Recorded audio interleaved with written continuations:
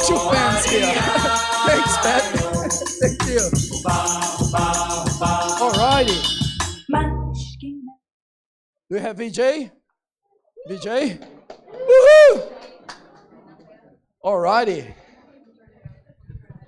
Vijay, the man. Lucio Yes. is in the house. There you go. Shall we kick off? Good evening. Oh, that's very appropriate. Thank you. Time for me to do some Bhangra.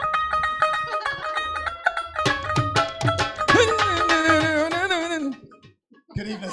Welcome. That doesn't sound great. Before I get crazy and get loose on Bhangra, let me start by an acknowledgement of country. I'd like to acknowledge that we are on.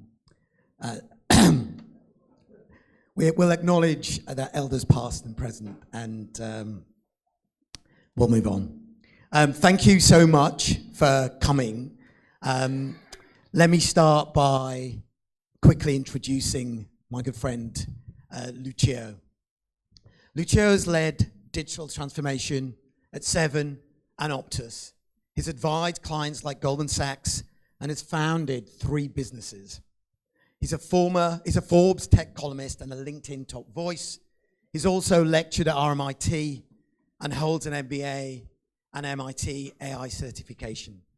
Global top 100 digital marketer, and he's currently an AI director for an ASX listed company, the one and only Lucio. Thank you, Vijay. Thank you.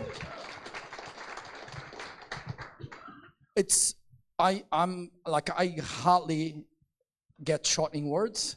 And I am short in words, like we could not even expect in a million years having so many friendly faces and have so many of you guys giving your time to us, also believing on what we're doing. So I'm so grateful for this moment. It's not a joke. So honestly, thank you for taking your time to give us a few hours of your time. Thanks for believing on us. Thank you very, very much. This is all unscripted. I'm short in words. So thank you for the kind words from me, of me. I also have Vijay's experiences like this size. So I shrunk and I have a small piece here. So Vijay has a global career. That's the time you move to my side. It's a global marketing brands like Dove and BlackBerry. He was a very early hire at Shazam. For those 2 people in the room who don't know what Shazam is, if you have Spotify, Shazam had a baby with Google, it's Spotify. So he was an early hire for there, and he also led innovations at Unilever and Philips. In Australia, he served as a chief digital officer and also a CEO before starting working with startups. Vijay has mentored more than 300 founders across his career here, and he has launched a mental health startup. Real story. I saw Vijay speaking once as a CEO of an organization, and I thought like, oh my God, this man is so fucking smart. I need to get to know him. And then as these things go in associations, there is a lot of backstabbing, and there are a lot of good people there, but the politics are pretty heavy. And without going to the details, Vijay left that institution with some challenge. And I was at Qantas Club, and Vijay was there. It was like a week after there, and I just approached him, say, "Hey, did you get fired? Did you kick these guys out? I don't know what's going on, but I really want to be your friend. Can we talk?"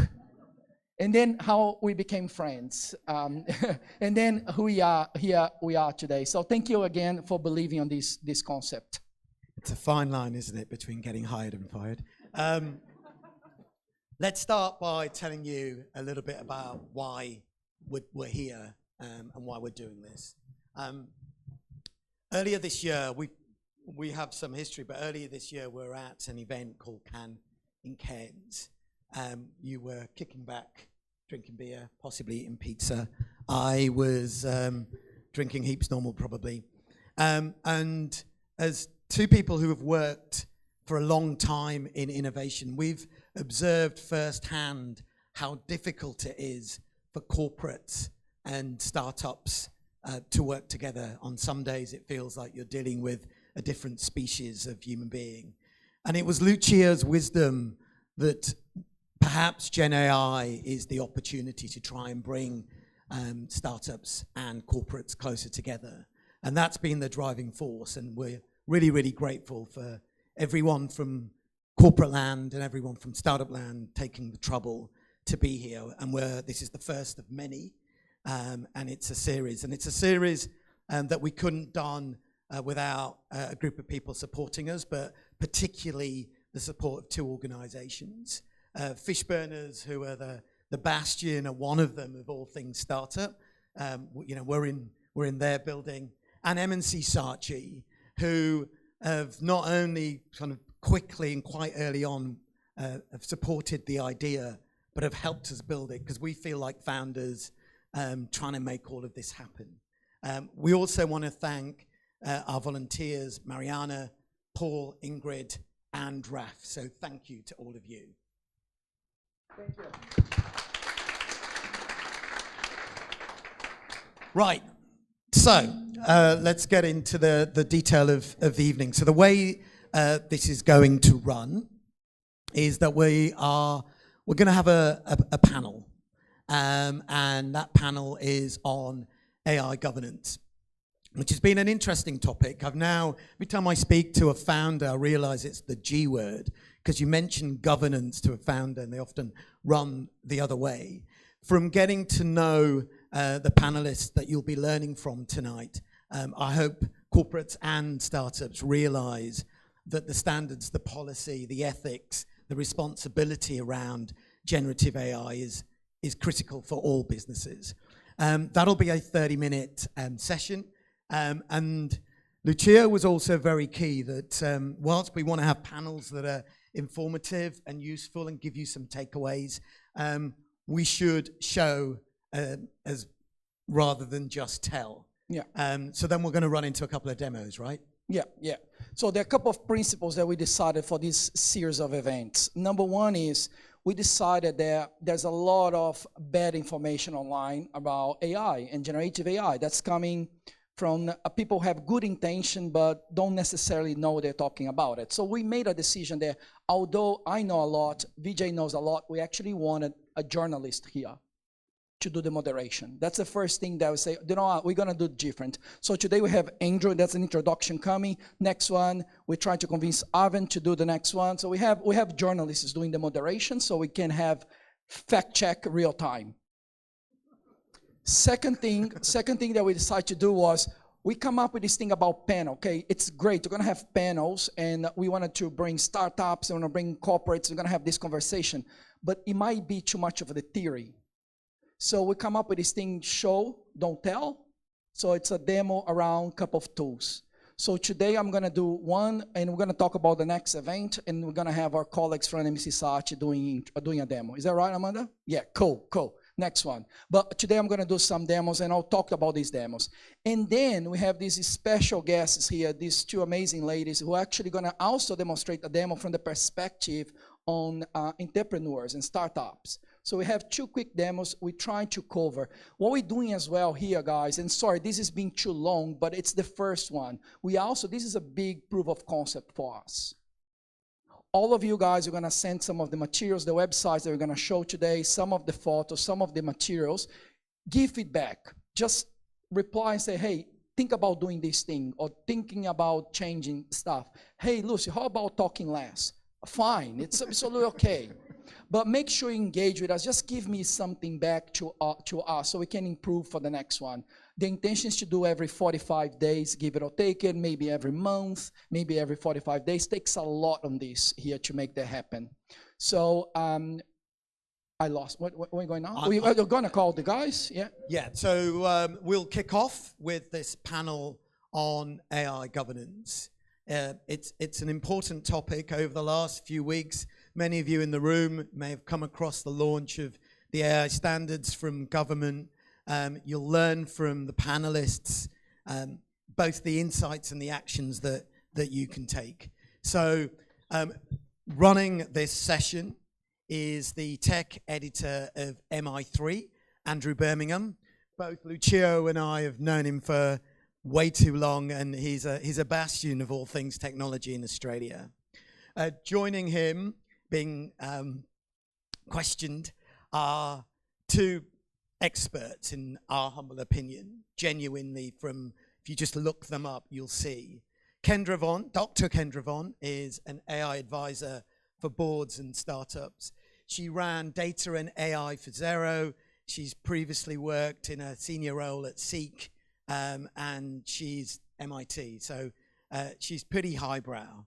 And joining Kendra is Lee Hickin. Lee is the AI policy and tech lead. I learned earlier that I think he's one of the earliest folk in Australia to set up a LinkedIn profile in 2004. But he is all things policy. He has been talking to organizations. I know a few weeks ago he was in Canberra talking with government. So the three right people we believe in the room. So I'd like to welcome up onto stage Andrew, Kendra, and Lee.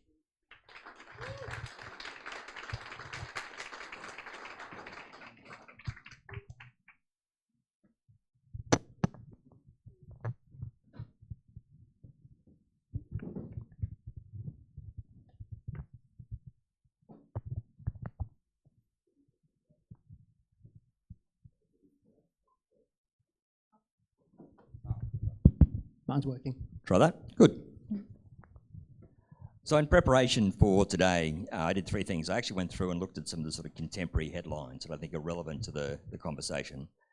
We then went through the top 50 annual reports or earnings reports of the ASX 50 to try and sort of identify where they specifically call out AI or where you can infer AI. And the reason we did that, if anyone here has been involved in the preparation of a board pack, they're very, very careful about what they put into those presentations, so it's what they're trying to tell us. And then the third thing, I sort of looked at what my average week looks like, and my average week looks at pretty much every day now, at least one interview with somebody starting up an AI-based startup company. In fact, before I came here, I was chatting with a company called Fabulate. So let's just start with the headlines, and these speak to the kinds of issues that explain why it is that governance is so important. The first is Mark Zuckerberg was interviewed earlier this week by a journalist, and he was asked, on what possible grounds can you justify hoovering up vast amounts of the world's content and not providing any recompense to the people who created that, the creative output? And Zuckerberg's response, it's not a direct quote, but it was basically 99% of what they create is crap, which makes you wonder why it is it's so important to him that he steal it.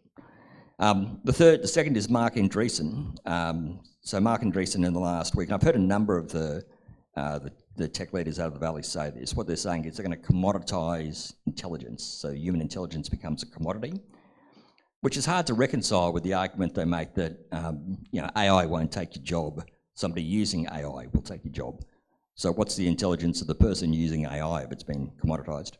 And then the third one, which is a really interesting one from about a month ago, some of you may have seen it. It was Eric Schmidt, the former chairman and CEO of Google. He was speaking to students at Stanford, and what he said was, most people have no idea how profound the change in the world will be over the next 2 years. And he sort of said, look, the example he gave, he said, it'll be vastly beyond, in his words, the horrific impact of social media. Now, he wasn't saying that AI would be horrific. He was sort of saying that the impact will be beyond what we've seen in social media. And I won't try and explain why he said that, but it came down to the fact that we're moving into a world of basically voice to action. So at the moment it's voice to text or voice to video, but in future it'll be, Siri, make the tea, mow the lawn, close the door, something. So it's interesting because we're dealing with people who are determined to change the way the world operates.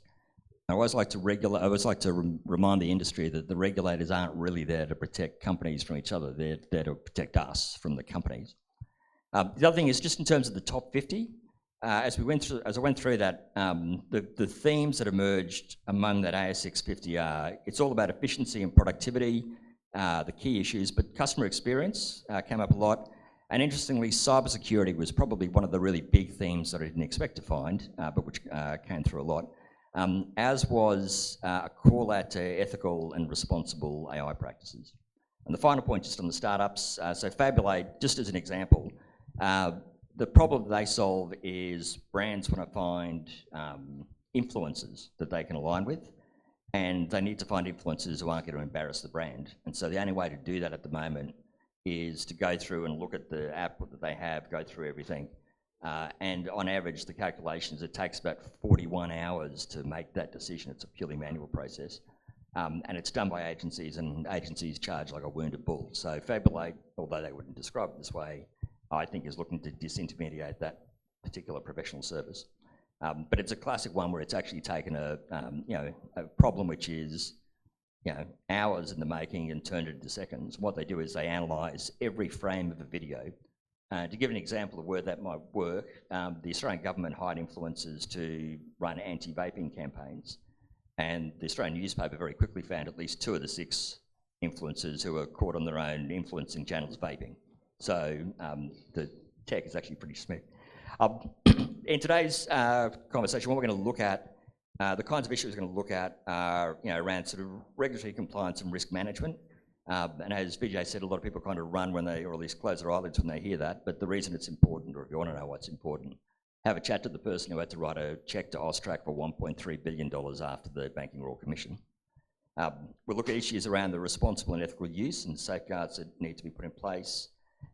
Issues of ethics and public trust, and the public does not trust AI. They have a kind of love-hate relationship with it, but there's a lot of strong engagement. The uptake's actually been much higher of products like ChatGPT than other sort of techs which have come in the past. But on the flip side of that, there was a great survey by Qualtrics of Australian users, which found that about 6% of people believed it would, it would bring a dystopia to the world in the next 10 years, which I don't actually believe. Competitive advantage, we want to go into the issue of actually why it's important and how it actually creates competitive advantage. And we also want to look at this because we have both corporate and startup in the room. We want to kind of look at the issue from both perspectives. Personally, I've worked in both. I did 7 years at the Financial Review in corporate as an associate publisher, and then 3 years in a startup. So a little startup story for those of you in that world. My friend and I put $100,000 each of our own money into a company. It was a brilliant idea. It's still a brilliant idea. It's still sitting on the drawing board. And of the $200,000 we put into it, we took $1.26 out. And that $1.26 is the $1.26 that Google gives you when you sign up for AdSense to make sure the connectivity is working. So I do empathise with where you're coming from. Vijay's done a pretty good job of introducing our panellists, so I don't propose to go over that again. I think we'll get into the discussion. And with the analog paper.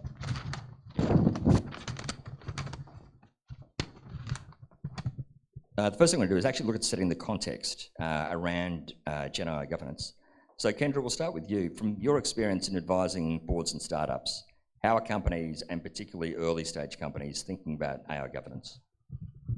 Yeah, oh, thank you very much for having me tonight. It is so lovely to see so many people, although there's these alarming gaps down the front, so if anyone wants to, there's some people standing up around there, you could come and sit in the gaps. So, yeah, I actually talk to, God, I hate using microphones, sorry, both ends of the market. So I'm talking to a lot of NEDs on ASX listed boards, and I'm talking to a lot of startup founders. And I think what Andrew was saying is so prescient, is that governance is a need to have when lots of humans get together. We need to bring in some rules and regulations. Where I see startup founders perhaps not interpreting that quite correctly is that I'll get to that later. Because there is the challenge of you're very small, you want to move very fast, and that's possibly fine if you're working in a space where you're not going to run up against regulation.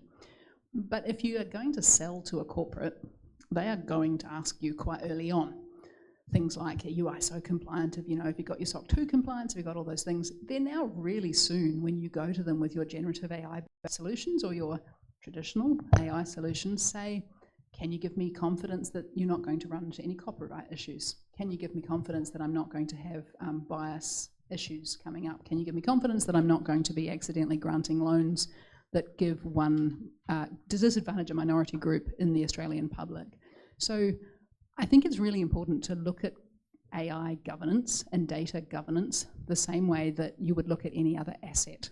So I think it's easy to say, I'll think about it when I'm larger, I'll think about it when I've got some runs on the board, but it's a hard thing to retrofit And I think if you begin with the end in mind, if you start saying, because I'm planning to sell to a regulated corporate industry, I'll learn from the beginning what's important to them and what good regulation will look like, and just do it a little bit at a time, but don't leave it on the drawing board for something that I'll come to later, because you'll find that the architecture that you've put in place in many cases, or the partners that you've chosen to build on top of, will make it really challenging to retrofit to Australian governance standards.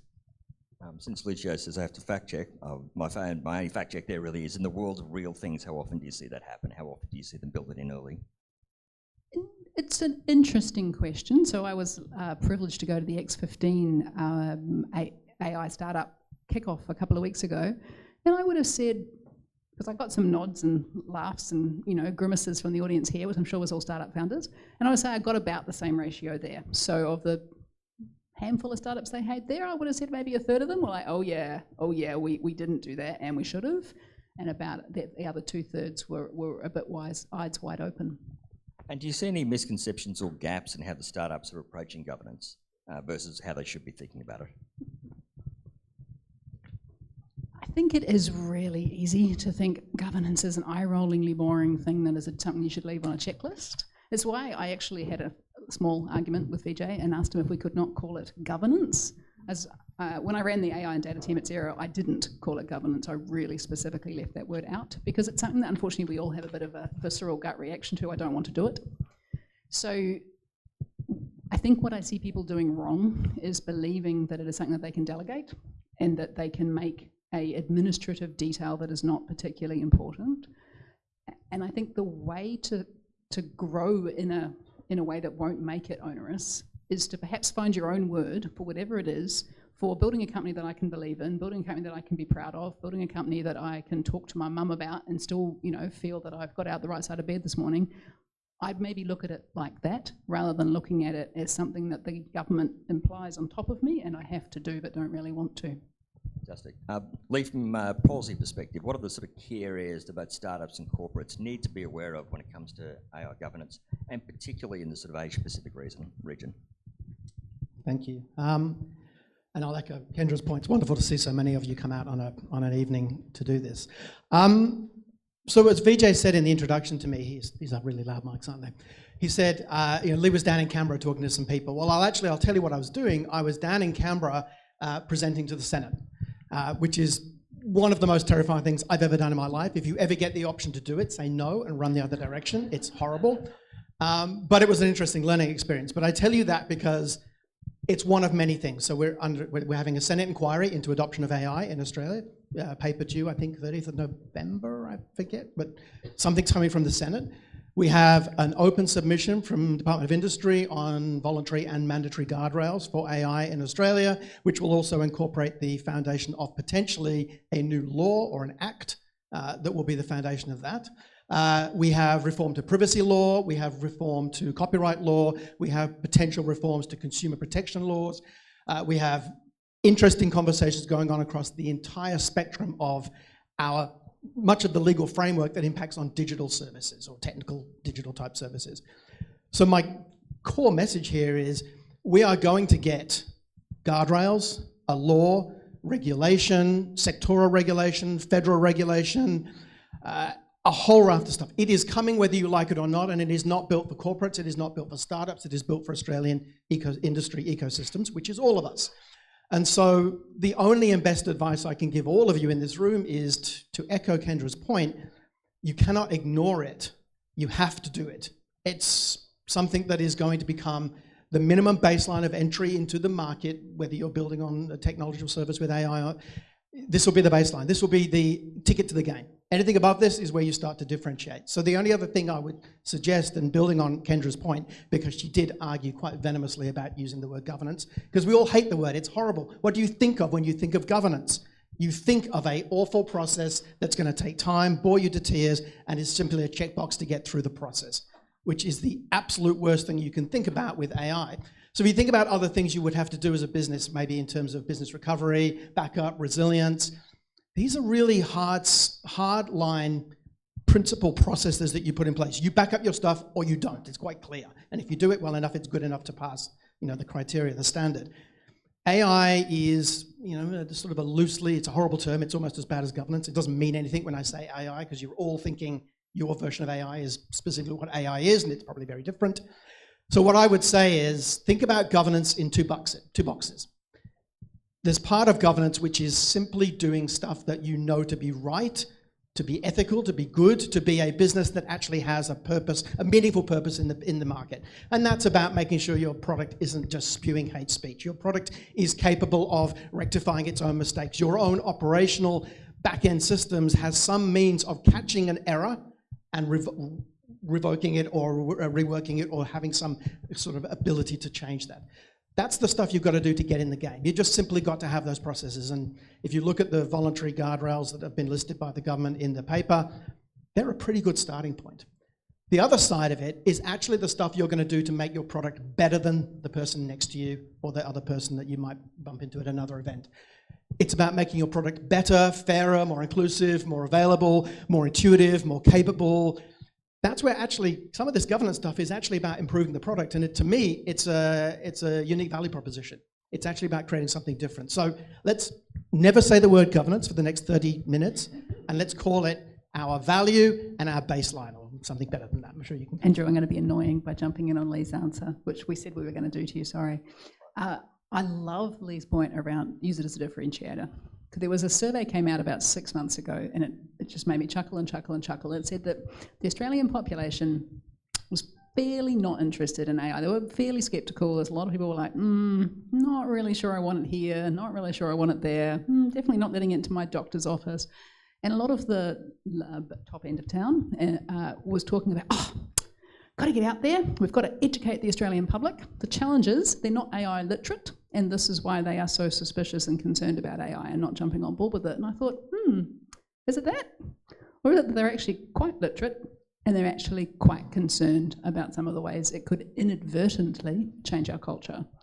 And so that's where I think that being very I'm not allowed to use governance now, it's quite tricky, being transparent and upfront and thinking through challenges like copyright, like discrimination against different parts of society is a very, very interesting way, and I think a growing way to differentiate yourself in the next few decades, because I think we are already seeing that people are kicking back against the challenge of not liking some of the things that are happening, and therefore there will be, just like there will be a B Corp is now a really growing thing, I think there will be growing parts of society who will vote with their feet, and they are looking for companies that are actually being ethics forward, should we say.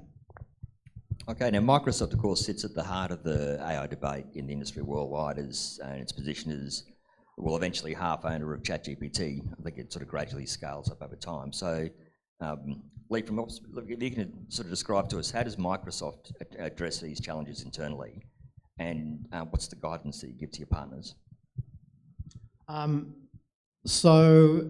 Look, and again, I didn't really come here to speak and spout Microsoft points of view, but I got asked the question, so I'll try and do it in a sort of a humble-ish way, because we've been doing this a long time. So, and I've been at Microsoft since 2005, been around a long time. I was there when we launched Project Oxford, which was our first AI suite of tools. Back in 2016 actually was the first time we wrote anything about the need for ethical principles in AI. In 2018, we wrote those principles. 2019, we wrote a standard. 2020, we started building processes and tools. So we've been building the mechanisms to do this, and we publish them, we make them available. 90% of that stuff is either available for free on GitHub or other mechanisms that you can access it. So when asked the question, what are we doing, and can we, are we sort of meeting that bar? We are, because frankly, we live in a very privileged position. We're a super large company with the ability to do that, just because we can. We can hire people to do it and solve those problems. And that puts us in an interesting place, because I think it puts upon us as a company an obligation to do two things.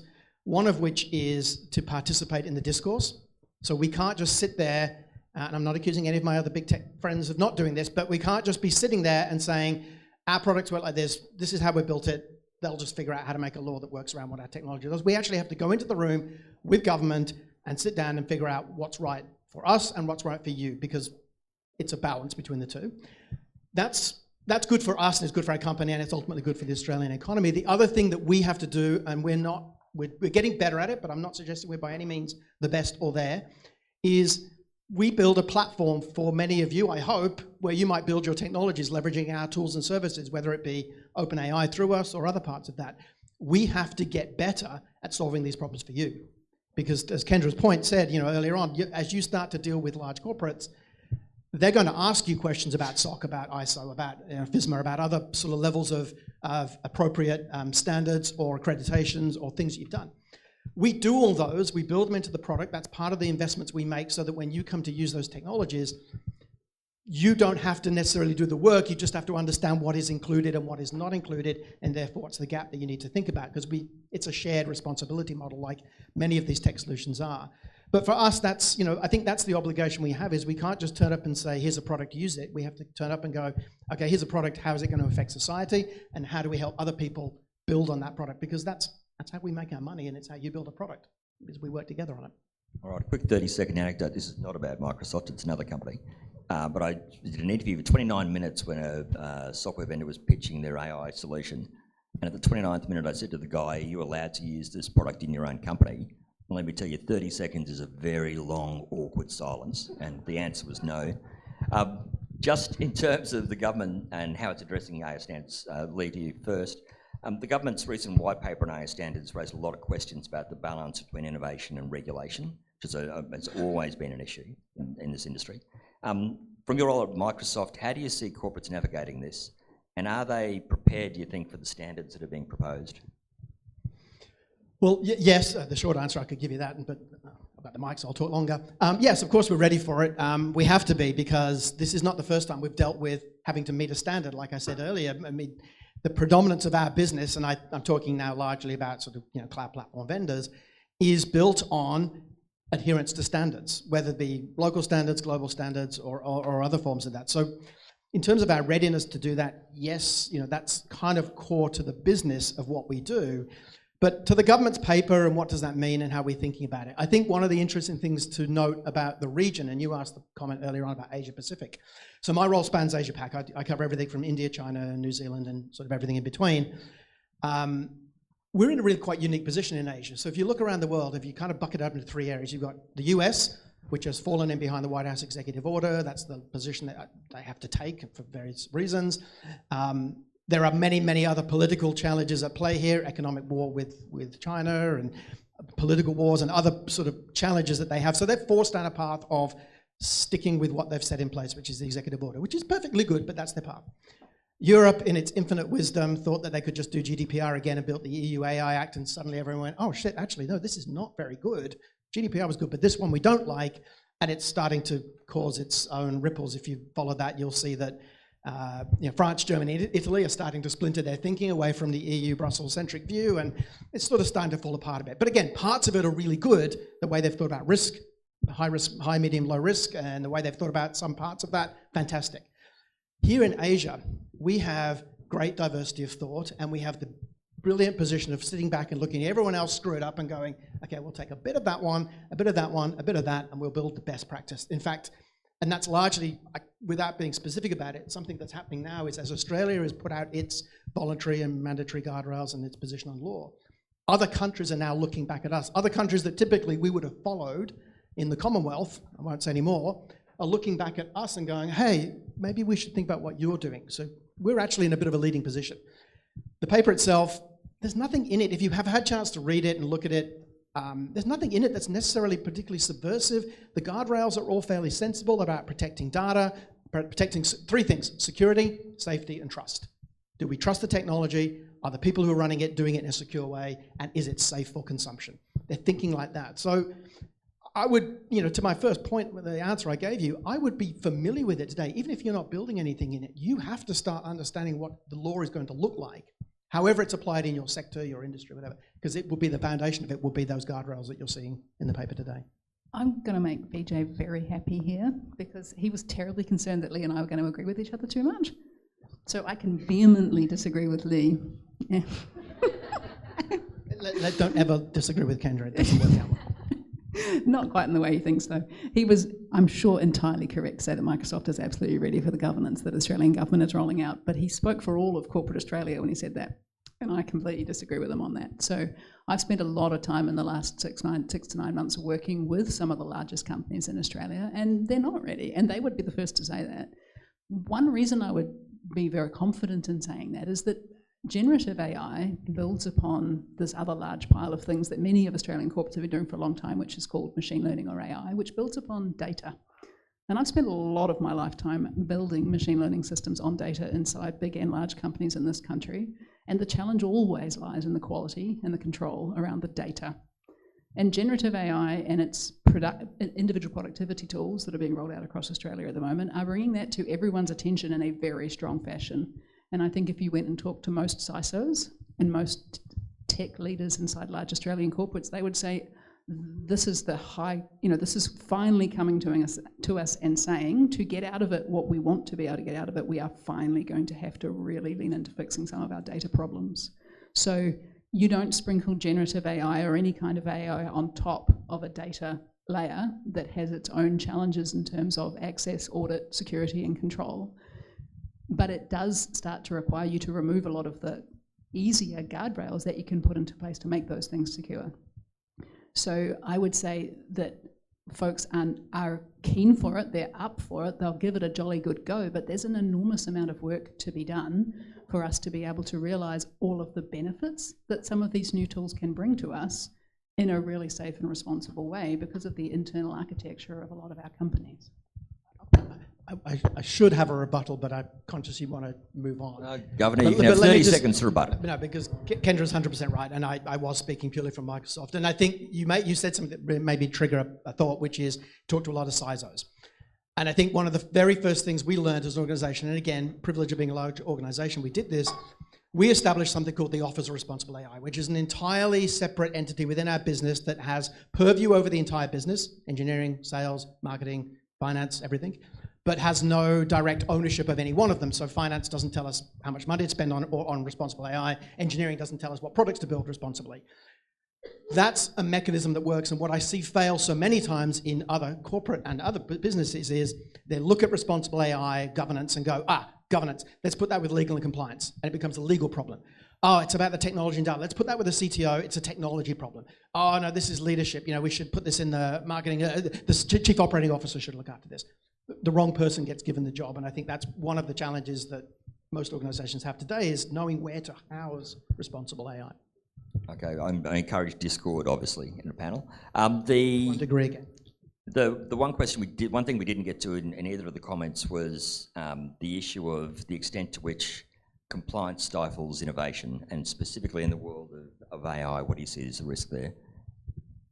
I'll add a word, but I think Kendra's going to have a much better point of view on this. But this is the sort of perennial challenge, and if you look at any submission to the government on this issue from us or any of the many agencies or Fishburners and other organisations, you'll find this tone of we mustn't move too fast to regulate because we'll stifle innovation, but if we don't move fast enough to regulate, we'll cause too much harm.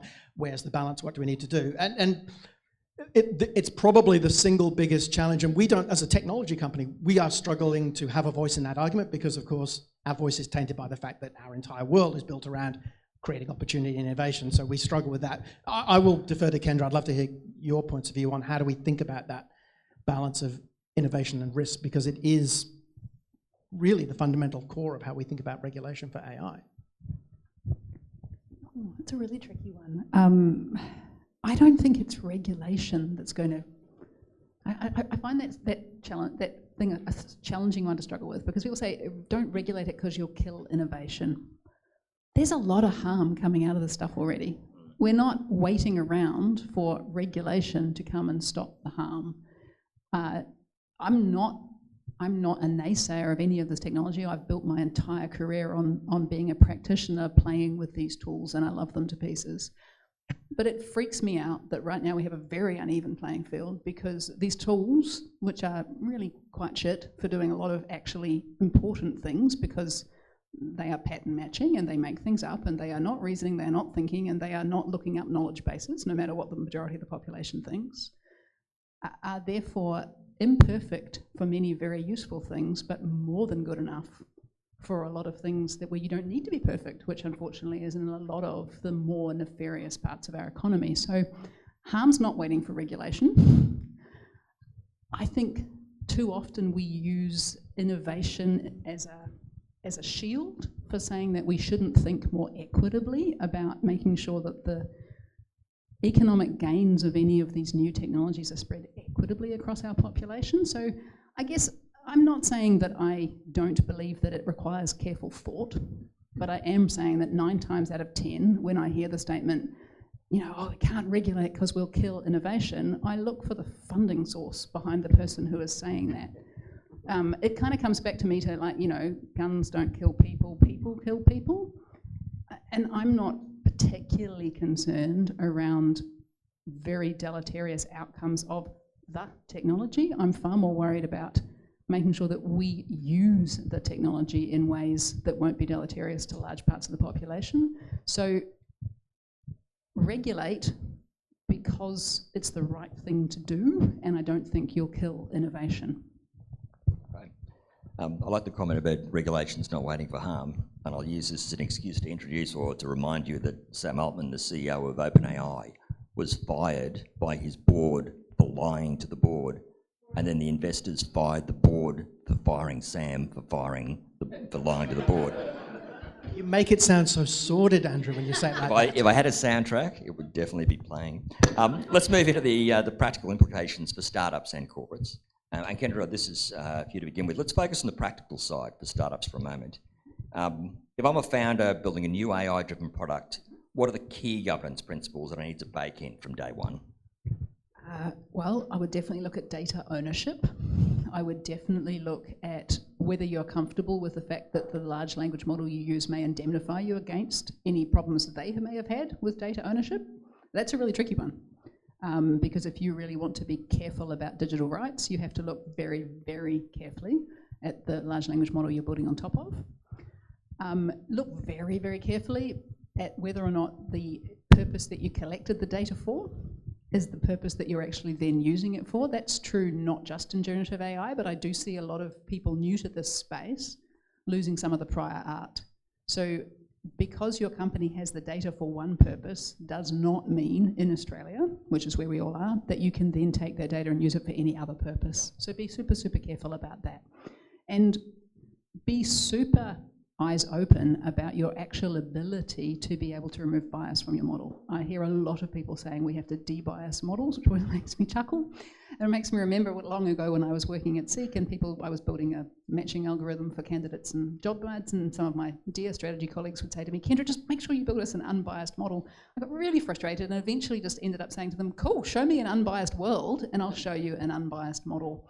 So be very cautious about even the possibility of removing bias.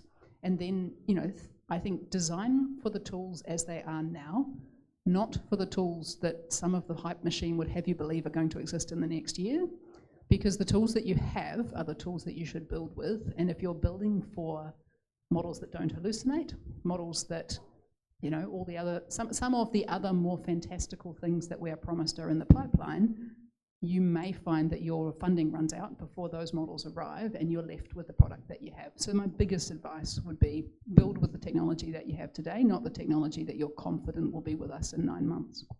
And think of some of the startups that you work with. Can you give us a couple of examples of companies you think are actually doing it really well? And what is it about them that stands out? Look, this really shows my own bias, but for me, the companies that are doing this really well have a very strong purpose that they want to deliver on, and they are careful and they think through whether and which AI technology can actually help them. So I think where I see people potentially running themselves into strife is when effectively it's the same old problem. You're a solution looking for a problem. Try and make sure to be a problem and then solve for that problem, and I think you'll go a long way. So if generative AI is genuinely the best way to solve your business problem, fill your boots. But if it isn't, and if there's a simpler way to do it, use the simpler way, because it's new, it's tricky, it's still evolving, and it's really expensive to work with. Okay, we've got about 5 minutes to go, and we are going to have some time for audience questions, so you can start sort of compiling those now.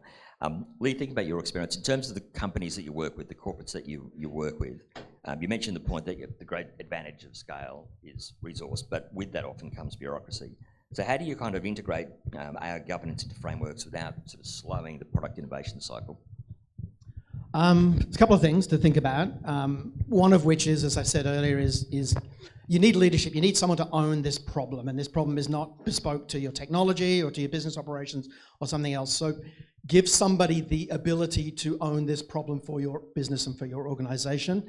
Kendra talked a lot about some of the mechanics of the sort of the data and the machinery. I'll a bit more abstractly think about the fundamental thing that a good organization is doing is they're saying what they're going to do and they're doing what they've said. And it's that behavior creates trust and confidence in the business. And then when things go wrong, as they invariably will, there is nothing predictive or prescriptive about many of these Gen AI solutions. It will do something stupid and harmful at some point. It's how you react, it's how you behave, it's how you take ownership of that problem. It's when the going gets tough kind of situation that good organizations do that. And I've seen a couple of really interesting ones pick this up and run with it.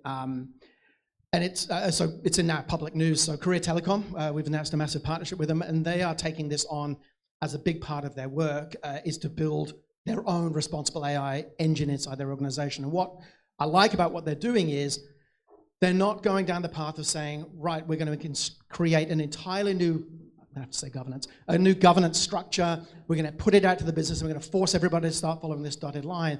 They're actually taking pieces of the governance of AI. So how do we document and audit our data sources? How do we build transparency for the red teaming testing that we've done?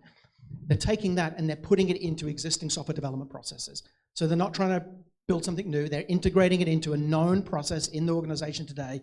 And it is something akin to the boiling the frog in a pot scenario where people are just accepting it, adapting it. And then once it becomes part of the business, you can then splinter it into a more sort of bespoke, discrete process. But Korea Telecom have just figured that out from day one and are running with it very quickly. Right, so just the last section of the panel question. So question for you each, and I'll ask you to sort of be relatively brief because we want to get the audience questions in. Kendra first, where do you see AI governance, the thing that shall not be called governance, evolving over the next few years, particularly in industries that are rapidly adopting AI technologies? I think Lee touched on it. It's that it's new right now, and in even 2 years it won't be new. So I think we'll see companies rolling privacy and AI governance together, and data AI governance privacy together. And I think that's right, because to Lee's point around the challenge you've got at the moment is where do we put our AI person? It was the same thing as when we had e-commerce. It was like, where do you put the e-commerce person? And some of us, not me, but some people can even remember when the internet was new, and it was like, oh, we have to have an internet person. So I think we'll see it become more of our fabric. We'll see more of our software engineers comfortable dealing with the new edge cases it presents, and we'll see companies just become more part of our DNA, I think. And Lee, how do you think government regulations will shift in the coming years? And what should companies, whether they're in startup or multinational, what should they be doing now to prepare for future AI governance challenges? I hope they don't shift. I hope they evolve and they mature and they develop around the technology. Let's keep in mind that 2.5 years ago, we were all wowed at the idea that GPT 3.5 pre-turbo was quite amazing. We're now on 01. We had so many models. It's just moving too quickly. So I hope that government regulation kind of thinks about that move forward. But I can tell you what we're going to have in the next few years. We're going to have a law of some degree. We're going to have sectoral regulation, healthcare, finance, education, pick your sector, and we're going to have guardrails in place. So my advice to everyone here is begin today preparing for those guardrails. Even if you don't do anything today, but you start to learn, understand, and figure out where you're going to trip up when they become law. But to Kendra's very first point, if you're not doing it now, then when? It has to be done. All right, just a final observation before we go to audience questions. One of the things I can tell you from the work we've been doing in the last couple of years is it's very clear that regulators around the world, particularly Europe, US and Australia, the days of the easy ride for the big digital platforms are over, and they are much more aggressive now in terms of their approach to regulation. And the point I think was a really important point around sort of the privacy and AI, etc. None of this happens in isolation. So we have a new privacy code in place. We've got the AI piece being written. We've got the Cybersecurity Critical Infrastructure Act, which came in a couple of years ago. And starting in January, we've got a new sustainability regime, which will require reporting standards comparable to accounting standards. And one thing I can tell you from the study I've done about generative AI is an absolute carbon emissions disaster. So in 2 years' time, when some of you are putting your Scope 3 reports into the auditors, there's going to be some pretty serious questions to answer. On that happy note, let's go to audience questions. Who would like to be first? Put your hand up. We have some mics over here. I'm not telling you who the vendor was, mate. Hi guys, thank you so much for the presentation. You kind of paint a picture where regulation, when it comes head-on to AI, seems to be something that can be resolved, but we've seen with social media and how much that was unregulated and still is, and how much regulators lag behind reality. I'm just curious how you guys honestly think the regulators will get ahead of this, and what people who work in AI companies should really be doing in terms of thinking, because if they take a leaf out of social media's playbook, they probably shouldn't give a shit.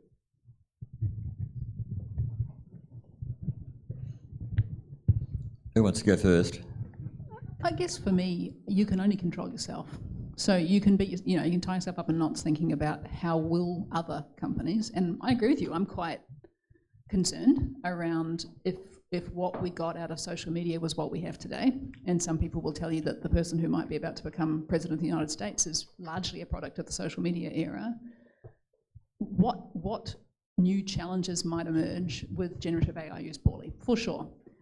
But I think as a startup founder, what you can say is, I don't need to wait for regulation. I've had many long conversations with friends who are privacy lawyers who say, you know what, if we just goddamn actually enforced our privacy laws, we don't really need a whole lot of new AI regulatory regulation. So build for the world that you'd like to live in would always be the approach I would take. And then for sure, regulation may lag, but you're doing and keeping your piece of this world safe. Now, no, it can't address all of the challenges of all the people who don't make that decision because it's not financially aligned with the way they live their lives. But if not Gen AI, then something else.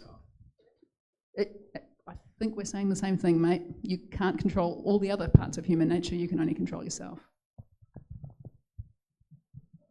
All right, I've been given the long pole off stage to be pulled off, so can we thank Lee and Kendra for an excellent conversation. And I'll ask Vijay to come back to the stage. And thank you to you as well, Andrew. Thanks, Kendra. Thanks, Lee. I'll give you a bit of space. So next, Lucio is going to be getting himself set up with the demo.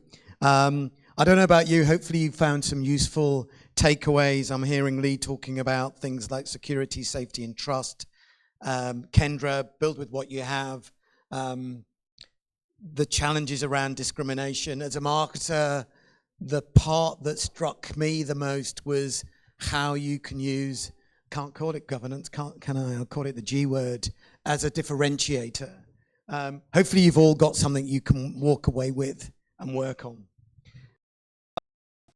Right. One more thing whilst Lucio gets his demo set up. Intently. Can I ask you all to stand up, please? And let's just move. You can stretch if you wish. And then remember, one of the things we are trying to do here tonight is to make connection. So turn around and just introduce yourself to a stranger just for a minute, somebody you've not met. Tell them who you are, what you do.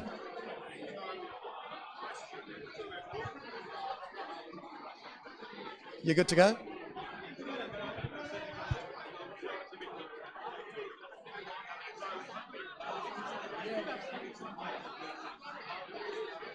Yeah, good to go. Oh, I need a microphone. But here, there.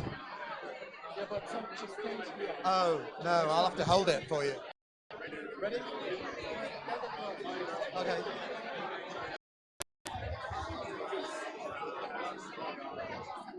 You should take a photo. Please, where is your photography?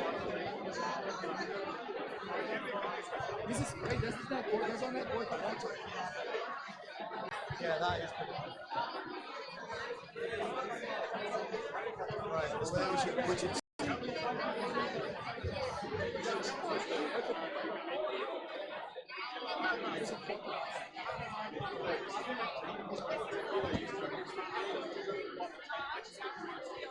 probably doing it, but right, I need you back.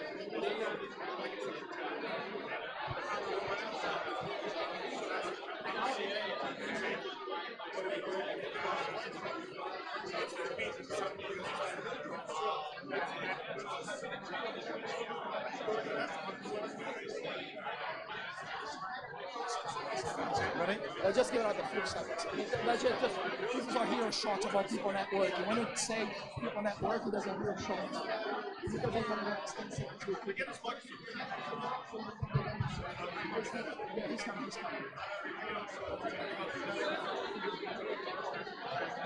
Take a shot. Thank you.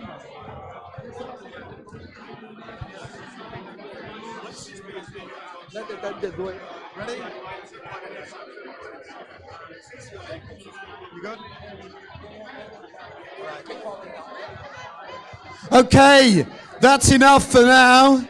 If you could take your seats again, there'll be plenty of time at the end to deepen your connections. Lucio is ready to take us through his demo. If you could take your seats, that would be awesome. That's you as well, Arvind. Thank you. Gentlemen at the front, please. Awesome. There'll be time at the end. Awesome. So now we've had the discussion, we've had the panel. We promised some show and tell. The first show and tell is from the AI expert himself, Lucio. Thank you. Awesome. Thank you. Did you meet new people? I believe new handshakes with new people. We did this because this was our hero shot when we start selling the concept that you come in here, meet new people and make new friends. And hopefully this becomes a relationship between mentor-mentee or a business relationship or a love relationship like we have here. So, okay. So when we put the form live, we ask a couple of questions, and some of you guys just came and say, hey, help us to, I would like to learn how to prompt. Fair, that's fine. I thought learn how to prompt probably better when we did the demonstration with M&C Saatchi, because that's gonna be hardcore demonstration of creating new things. I also asked people how, I've been asked on the forum, we've been asked on the forum on how to come up with, create one material and turn one material into many materials, optimization. So I thought, okay, great, let's do that. How many of you guys have heard about Google Notebook LM? 1, 2, 3, great. How many of you guys have used all the, okay, we have some heavy users here, 3 from 150 people, or 120 people, okay. So, I'm a visual learner, okay? And I really like to read. And unfortunately, I'm always on the run and I don't necessarily have too much time. I prepare a couple of demos here to show you guys on this simple tool. So it's notebooklm.google.com. It's free. This tool, according to the terms and conditions, they're not using your data for training. And what it does is it builds up a similar, if you like, ChatGPT with your own data. So you upload your own data, and that kind of it grounds to that information.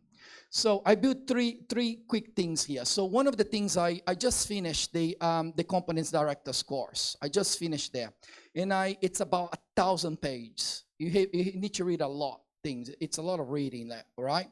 So I thought that I'm always on the run, and I always need to be reading stuff. So what I've done is, I got the PDFs, I uploaded, that's all the 5 chapters of the course that you need to do. And then, after uploading this, and I'll show how to upload, It's very simple, it takes literally 10 seconds to do that. I created an audio.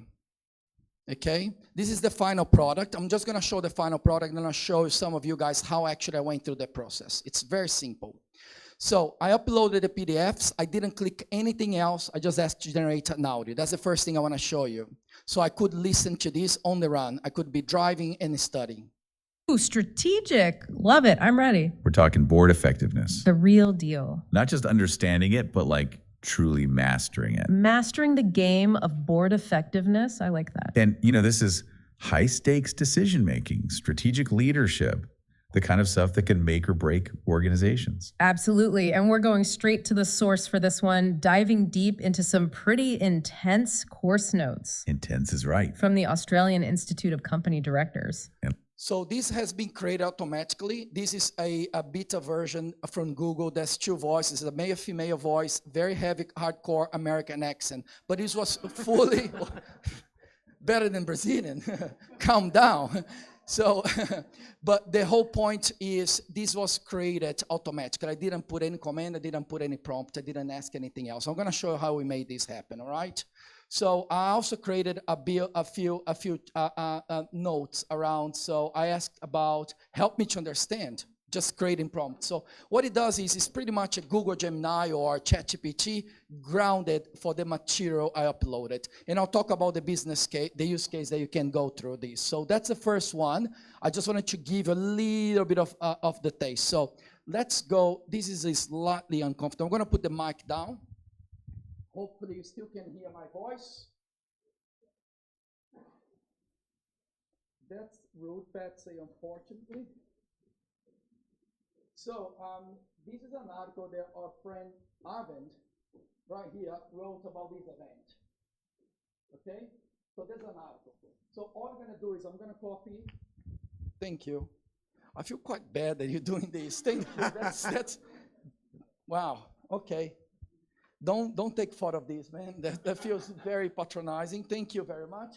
So Arvind wrote this article about this event. So I'm gonna show you how I turn this into an audio or podcast, or start understanding different things I would like to know about it. So all I'm gonna do is to get the URL of the thing, insert, get notebook guide, ask to generate an audio. That's all I done. So now I'm gonna generate the audio from there. What happened here is I actually already have one generated. So this is how it looks like. Once that finishes, this is how it looks like. All right, so today we're diving into the world of Australian AI. Sounds exciting. It is, especially with this piece we've got from BNT, you know, the marketing and business pros over in Australia. Yeah, I've seen some of their stuff. What do they got? Well, it's about this big disconnect they're seeing. Everyone's talking about AI's potential, but our business is actually ready to use it. That's the question, right? Exactly. And they highlight this guy, Lucio Ribeiro, who's noticed this gap. Okay, and who's this Ribeiro guy? Some tech whiz. He's actually a former exec at both 7&D Optus. Wow, so he's series. InnovAItor. Catchy name. What's the idea behind it? Connecting those AI wizards, the startups creating these cool solutions. With the bigger corporations who could actually use them, right? Got it. They're setting up events, discussions, practical demonstrations, the whole shebang. Less talk, more action. I like it. So what's the first step? They're kicking things off by tackling the ethical side of AI. Smart move. Data privacy, bias, that's a hot topic. Yeah. Who did they have speaking on this? Oh, they've pulled in some big guns. Hickin from Microsoft Asia, for one. No way. He's at the forefront of AI policy. Who else? And Dr. Kendra Vant. She led AI at Xero and Seek. Talk about practical experience. Wow, they're not messing around. Sounds like a crash course from some of the top minds in AI. It's going to be fascinating to see where they take it. Definitely.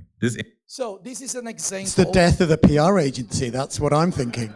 No, I don't think that's the death of anything. I think that's actually augmentation of everything. Okay, I don't think this kills anything. And if you think about businesses like my previous business where I was working, and please don't call this in media, a business like Seven, a media business, you have inventory that you need to sell. This just now gave another inventory to be sold. It's another. So you still have the human writing, you still have the fact checking, you still have everything really solid. You just created a companion to this. And I'm not here to do any predictions. This was my role. My role is to demonstrate demos. We can talk more about that. I just wanted to show very quickly another use case. So this is one, and then what happened here, you also can create all sort of stuff. You can have the chat. So I was just put a chat here, say, actually, who did write an article? Okay, this article was written by Arvind. And then I can say, okay, give me this article, 5 things that I absolutely need to take from this, or give me the 5 things I can research more about it. So it's just a study guide of this. So the very last one is, I was in professional service. I was in consultancy. And I have some colleagues here from Deloitte. I was in Deloitte. But one of the things that was my practice was to read company reports. And that's, I rather have my eyes poke with needles and actually read another report. Fair enough. It is annoying, it is tiring, but all the secrets are there if you're pitching. So if I start up and you want to pitch some of your innovation departments from Woolies, let's say Wool X, okay, what the fuck I do? I'll tell you why. So I prepared this in advance. Same process, guys. I just went online and I Googled Woolworth annual report. I know Woolworth is here. This is actually very good for you. I'm not saying anything wrong. I'm not. You're a great business. So I did exactly the same. Here is the PDF from Woolworth 2024 annual report. All I've done is, okay, I don't actually have time to read the whole deal. I'm gonna drive to the office, and usually from my home to the office that I used to work would take me about 45 minutes driving, so I could listen to Woolworth on the way and Coles on the back. How lucky am I? Right. Let's deep dive into the Woolworths Group 2024 annual report. Yeah, let's do it. We're talking a retail giant here. Over 200,000 employees, right? Yeah. Massive presence in Australia and New Zealand. But what I find so interesting about this report is they're not just talking about profits. It's all about this purpose-driven business approach. Yeah, and they really emphasize that throughout the report. It's not just about, making money. It's about how they make. Okay, let's stop there. It is about making money, but let's move on. It's about the technology. So you guys got the gist, right? You got the gist. So if I'm sitting down there, if I'm a startup, or if I'm a service business, or if I am anyone else, or even if I'm applying for a job, I was applying for a job like crazy. I was fired from 7. Okay, redundancy. So if anyone's looking for an AI guy, that's me. No, I'm joking. I'm working now. But I was fired from 7. I was made redundant. I wasn't fired. My role was made redundant. That's why my coach said me to repeat. So my role was made redundant, and I was looking for a job. And the jobs I'm going are senior, right? So I was using tools like this to kind of dissect to me the risks, the opportunities, and the strategic vision of this business, primarily around technology and AI. Great. So I can come and just tell the business, oh, by the way, I did this purposely. This is MC next event, but there's the kind of 5 P's of prompting that I follow. It's person, purpose, public, parameters, and presentation. Feel free to take a photo. We'll send this to you. So I said to, and this is a little bit of prompting, okay? Ignore all the above, consider the below. It's just kind of to give a little bit of instructions, right? Acting as a tech founder. So you're an entrepreneur, guys. As a tech founder, entrepreneur persona. Give me, clearly I'm Brazilian, I don't know past tense. Give me 7 ideas of potential business I can start, focus on selling to worth based on their strategic goals and risks. Audience goal. Placing all in a table format the result. That's the piece. Great. There we go. Sustainability, customer experience, technology, supporting supplies, focus, potential business ideas, and so on. And you can keep talking to the thing. Okay, so I had another demo to show you guys about image generation. So let me just take this out of here. I had another demo to show, but I think that we are over time. I will hold that demo to another time. Any questions, maybe 30 seconds questions if you have, or if you don't, that's absolutely fine too. You're around at the end, and we're going to make sure there's plenty of time for proper networking. Perfect. To track down this man and steal all of his learnings. Thank you very much. Thank you, Lucio. That was amazing.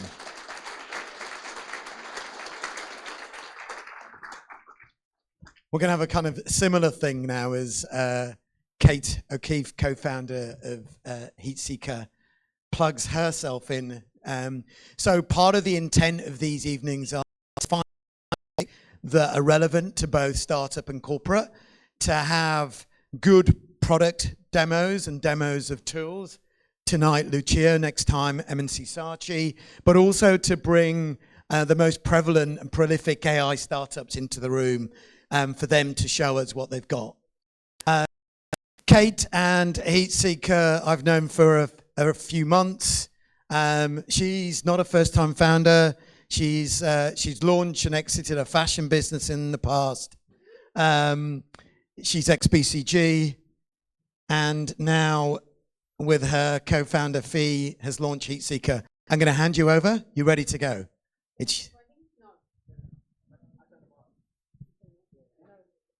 And I can. You're going to sing? Well, it's working. It's working. That's how I know it's working. I've got to say, it's hysterical being the startup in front of a crowd that's just on a masterclass in how shit startups are at governance. Everyone's looking at me. We all know that you're cutting corners. Yeah, hi everybody. I'm Kate. I am the CEO and co-founder with Fiona of HeatSeeker. We're a business that is looking to respond to the moment that we're in with social media and data and decision making with a really unique approach for how you can use artificial intelligence to get real world intelligence. So HeatSeeker is all about helping enterprises and businesses make decisions in a world where it's really hard to get your finger on what reality is. Especially since, we're in this space of market research and growth decision making. And so much of the data that people make those decisions on are based on things like surveys and customer panels. And thank you, Kendra, for bringing up the 2016 US election. Sorry, still hurts. But if what people say they do and what they really do were the same thing, that election result never would have happened. It's not just that it would have taken us by surprise, but all sorts of things, James Comey and all sorts of things. They all happened because we thought we knew what would happen, and it didn't. So how do we protect against those things happening? And that is the breach that HeatSeeker is looking to step into. So we are a business that helps businesses run much more scientific experiments, real market experiments, replacing market research. And that's because the idea of us using faulty sets of data like surveys and then sprinkling even more AI that's prone to hallucinations on top of it, just a recipe for disaster when it comes to the kinds of decisions that we should make. And so what HeatSeeker does as an AI tool, and I'm here because we are an AI tool, is that we help you craft very technical variable controlled experiments. You take a growth question that you have, our tool will craft a 4 or 5 variant answer to that question as an ad that we place for you on social media. So we'll place that ad for you on LinkedIn or on Facebook, and we see how those ads perform in the real world and which of those ads gets leads, responses, engagement, and then we bring that data back to you to help inform your decision making. So we're actually part of a whole generation of tools that are looking to use artificial intelligence to give you real world intelligence. Unbounce is one, Launch Darkly is other. It's a whole phenomenon. It is part of how we're looking to cut through some of the misinformation of the moment of time that we're in. So I'm going to show with you a super quick demo. And this is the HeatSeeker tool. This is a real case. So there's an Australian private health insurance company, and they took to their board, I think it was something like 15 different new insurance packages they were looking to release into the Australian market. And the board says, how do you know anyone's going to buy any of these? And there was crickets. So here they are. They came to HeatSeeker, and we put them on our platform, and they gave us all these different potential insurance packages that they might like to release into the Australian market. And before we did so, we created an ad campaign with our platform where we took each of those potential campaigns. This is each of them: comprehensive mental health support, affordable access. So these are the list of benefits. This is the first step in our process, is confirming with the user, what is it that you think is a real buying driver here that you want to test live in the marketplace. So step 1 of our process is to choose all of those. Step 2 of the process is to actually turn that into ads. So that's the next thing we'll be doing. As well as that, we'll be undertaking a process of crafting which of the target audiences your campaign will be seen by, and we control for that very carefully. So we make sure that each of those ads is seen by exactly the same audience. So you make sure that that's not colouring your results. So here is the process where the ads are created. We craft all of this copy for you. I always say to people, you should always take AI as a shitty first draft. So I recommend you get in there and they edit that, and then they use that to sort of post that online. We propose an image. Most people throw that out and give us their own, which is great, aligning to their branding. And then that goes live. And then over here, they go through a process of selecting the targeting. So this is who will see this campaign. So they can make sure that these insurance packages in this particular case is really relevant with those in their marketplace that they are looking to interrogate. And of course, this gives us pretty deep audience segmentation, gives us a lot of knowledge about what might serve sort of emerging segments or segments that are not representative of the people making the decision. So there are a lot of areas where AI contributes to problems like bias, and some where it might actually help us with some of these challenges.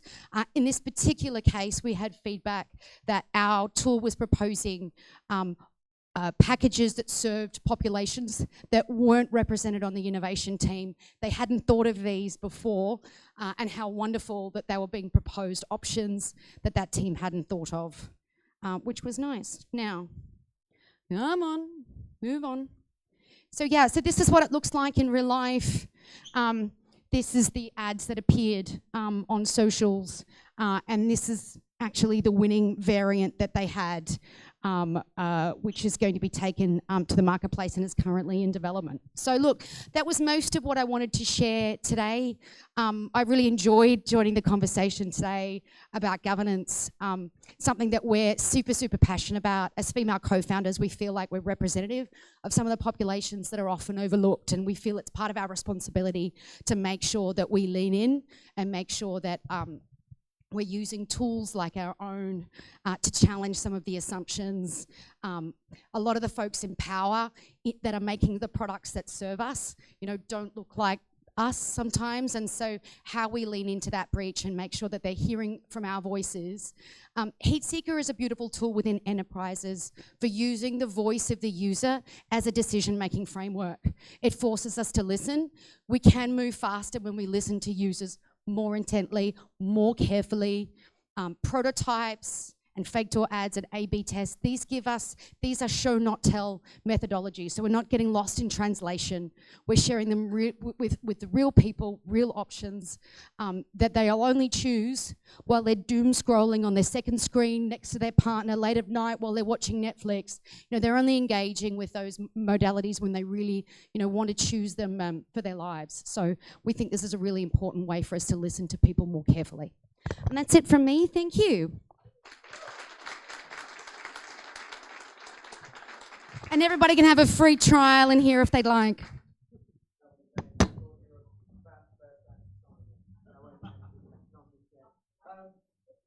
Very, very quickly, are there any burning questions? Is around, as are actually a gang of other startups from Techstars. I want to give a big shout out to many of them using AI in here.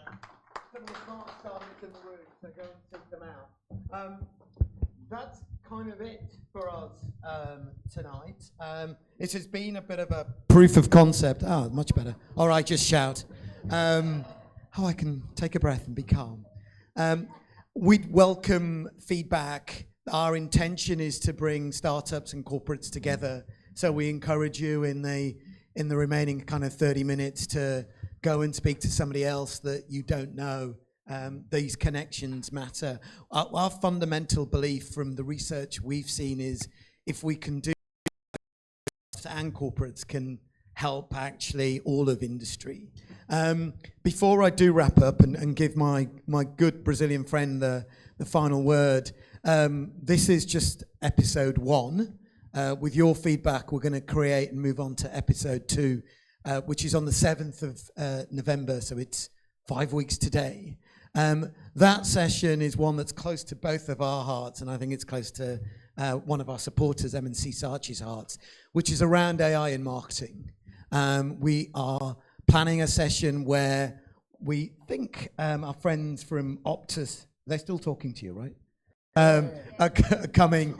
Yeah. I'm only joking. I didn't cause the hacking. There's nothing that's with true. me, isn't it, Sylvia? So we'll be running another panel. Optus, Leonardo.ai have promised us somebody important from their organization, and of course M&C Saatchi will be running demos, one from M&C Saatchi, and of course I'm looking on a daily basis for other smart, slick, articulate, ideally colorful AI-driven startups to come and present.